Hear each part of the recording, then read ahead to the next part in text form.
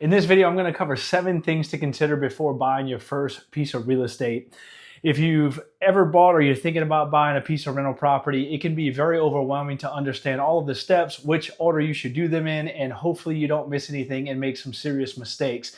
So in these 7, some of them I just happened to get right. A lot of them I made some mistakes and missed. And so let's jump right into this, and I'll give you some things to consider. Build yourself a game plan and have some time to walk through making sure you get these things right to be able to buy your first property and hopefully many more very successfully. So let's go with the first one, the property's location. This can have a huge impact on several things. One, and maybe the most important, is how much you can rent a property for. If it is in an area that is highly desirable, growing, great school systems, and people want to be in that area, you will be able to charge a premium for your rental property, and people will be lining up to rent it because it's such a high demand area. On the other side of this, if you buy in a less than ideal part of town or people are starting to leave that area, you'll not only not be able to charge the rent that you're looking for, but many times you can go extended periods of having high vacancy levels, which will obviously not bring any cash flow in and cost you money each month if you have to cover the mortgage.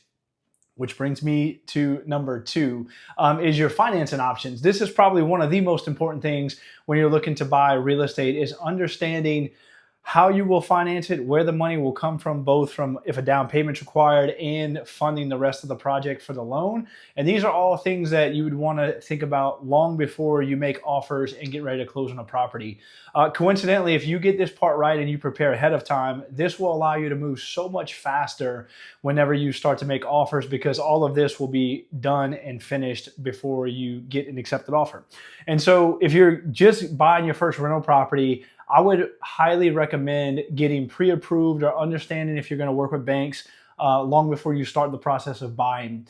Because once you do, the time frame itself of getting like a pre-approval will take usually a week or 2, and then sometimes 3 or 4 weeks, depending on the bank and their workload. So if you wait till you make an offer, you get really excited about a property, and then you have to go figure out financing, you very well could lose that rental property because somebody else that was prepared and had their financial things in order will have already made an offer and got it accepted. Because the speed at which you can move and then also how it will get financed are 2 very important things when a seller is coming into play to figure out who they want to move forward with in selling the property to.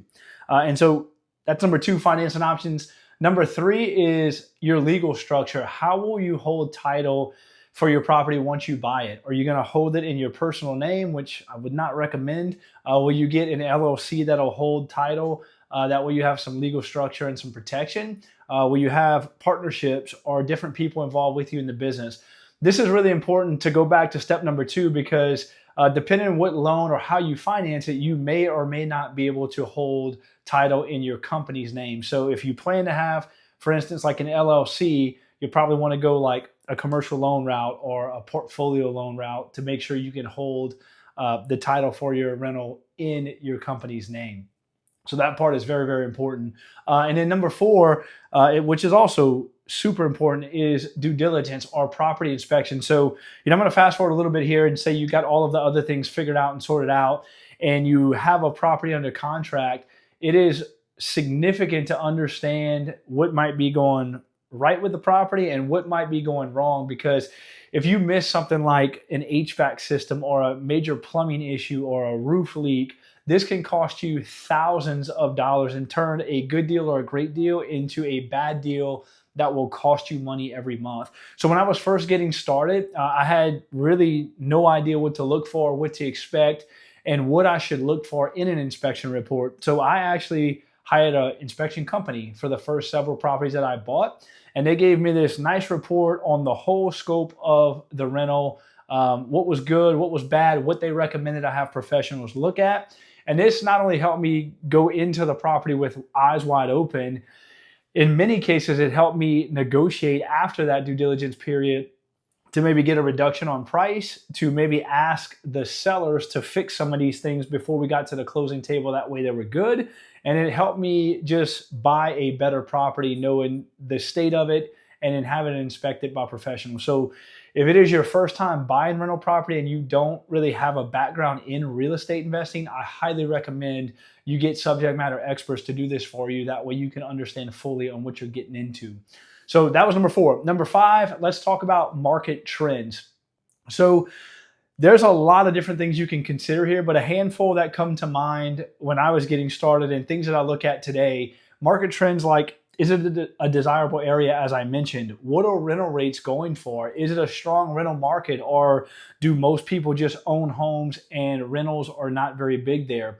How much could I rent it for if I rehab the property? And all of these different things go into account. So the top things of market trends, is it desirable? Are people moving to the area? Do they want to be in the area? Or are there things bringing them to that specific city, whether it's work, schools, activities, where it would be such a strong market to rent?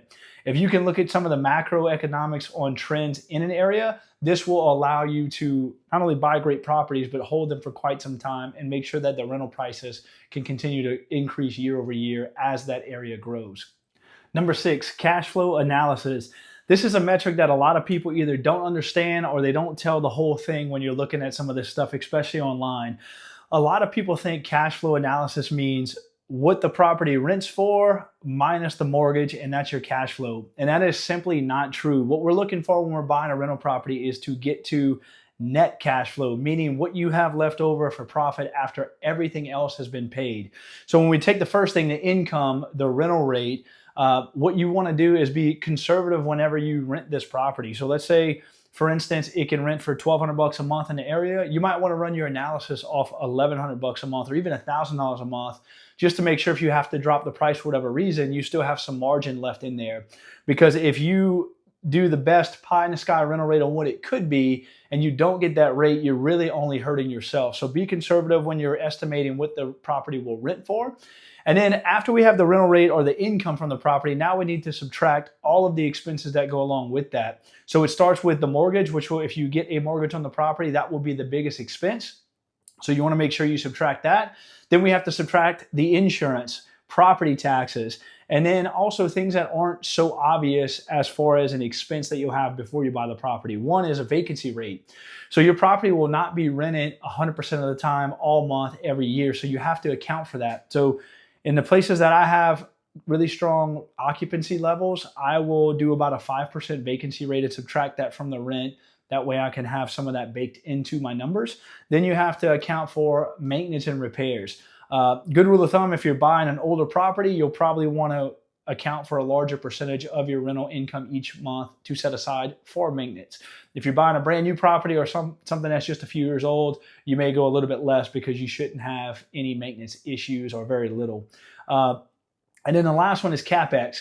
So this is setting money aside for the big ticket things that will break or need to be replaced in the future. Things like your roof, the HVAC, plumbing issues, those are all things you want to save for on a monthly basis. That way, when they do break or they do need to be replaced, you're not having to find money or come out of pocket for those things.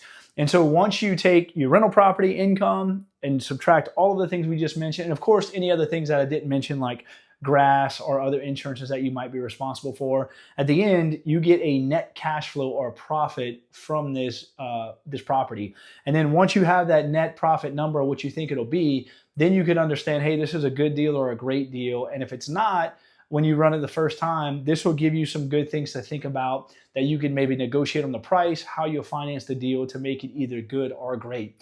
And if you need some help figuring out how to run property analysis well, look at the link in the description. I have a rental property calculator that's completely free that'll help you run these numbers in just a few minutes and understand if you should make offers or what you could make offers on to make it a great rental property buy.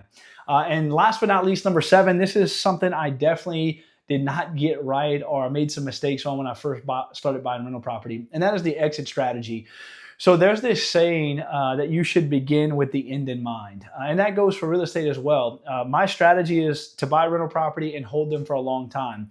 However, when I bought my first few properties, I did not think through what the exit strategy might be. Like I decided to sell some properties that were out of my normal footprint on where I wanted to be. And so some of these might have been a less than desirable area that took a little bit longer to sell. And then also, I bought some properties with some funky floor plans. So some of the renters didn't really care about the floor plan because they were just renting there. But the folks that were considering buying this to live in the property, they definitely cared about the flow of the floor plan and wanted it to be a good fit for them, rightfully so. And so these are all things to consider when you're thinking about buying a property today, what your exit strategy might look like a year from now, 5, 10, 20 years from now, that'll help you exit whenever that time comes and you're ready for it. So if you are thinking about getting involved in real estate investing, especially if you have a demanding full-time career, consider subscribing to the channel. We talk about things like this each week to help you become a better real estate investor and get into the game. And before you run, check out the video somewhere on this screen that I recently did that will talk about house hacking and why that might be a good strategy if you're just getting started. So thanks for watching. This video is a wrap. Bye for now.